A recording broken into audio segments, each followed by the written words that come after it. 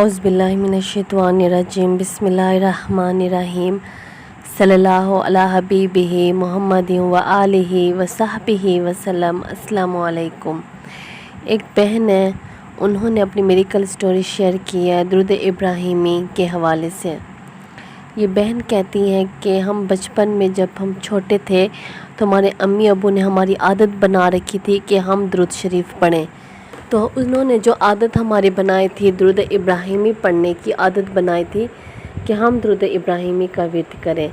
तो हम बचपन से दुरूद इब्राहिमी का विर्द करते थे, कोई और दुरूद शरीफ भी नहीं पढ़ते थे बल्कि दुरूद इब्राहिमी पढ़ते थे।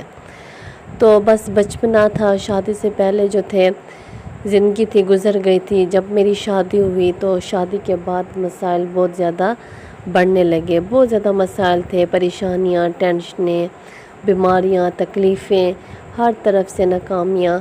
हालांकि मैंने दुरूद पाक पढ़ना छोड़ दिया था, बस इतना दुरूद पाक पढ़ती थी कि नमाज में पढ़ लेती थी या दुआ के अव्वल आखिर पढ़ लेती थी। बस दुरूद इब्राहिमी को मैं इस तादाद में पढ़ती थी। लेकिन मसाइल बढ़ते गए, ज़िंदगी उलझनों में फंसती जा रही थी।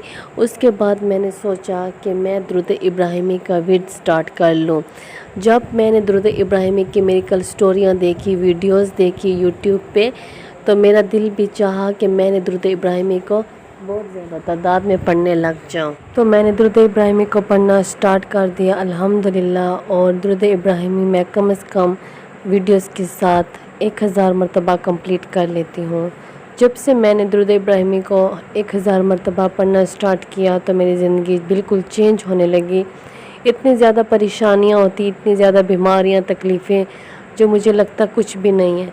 जैसे इंसान जब अपने माँ बाप के साए में होता है, अपने माँ बाप के पास होता है, तो वो बड़े से बड़ी गलती भी उससे हो जाती है, किसी तकलीफ़ में होता है, किसी परेशानी में होता है, या कुछ भी उससे गलत काम हो जाता है कि ये काम गलत हो गया, फ़लाँ मुझे डांटेगा, तो वो इंसान मुतमईन होता है क्योंकि उसका माँ बाप उसके सामने ठहरता है कि हमारे अम्मी अबू हमें संभाल लेंगे।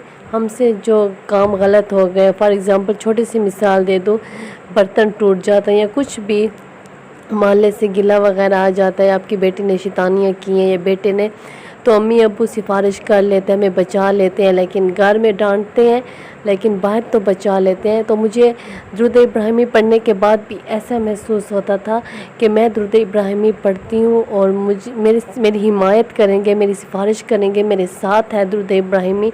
बस मेरे ऑटोमेटिकली मेरे दिल को ये सुकून होता था। परेशानियाँ, मसले मसाइल अल्लाह ताला ख़ुद ब खुद ऑटोमेटिकली सॉल्व कर रहे थे। मेरी ज़िंदगी ऑटोमेटिकली आसान होती जा रही थी और मैं ख़ुद हैरान थी। कभी कभार तो मेरे दिल को ऐसे बेचैनी सी होती थी, दिल कहता था बस मैं हर वक्त रोऊं और जो लोग मेरे साथ ज़्यादती करते हैं, मेरे साथ नाइंसाफ़ी करते हैं, उनको मैं ठीक से बातें सुनाऊं। लेकिन फिर मुझे सब्र आ जाता था, दुरूद इब्राहिमी को पढ़ती थी और दुरूद इब्राहिमी को पढ़ने के बाद मेरी ज़िंदगी बिल्कुल पुरसुकून हो गई। घर के जितने मामलात थे, जितनी परेशानियाँ थी, रिज़्क़ की और भी जितने ज़्यादा मसले मसाइल थे, बच्चों की परेशानियाँ थी, वो सब ख़त्म होने लगे। मेरी ज़िंदगी आसान होती जा रही थी और मैं अपने अल्लाह की शुक्रगुज़ार हूँ कि मेरी तवज्जो दुरूद इब्राहिमी की तरफ दोबारा हो गई अल्हम्दुलिल्लाह।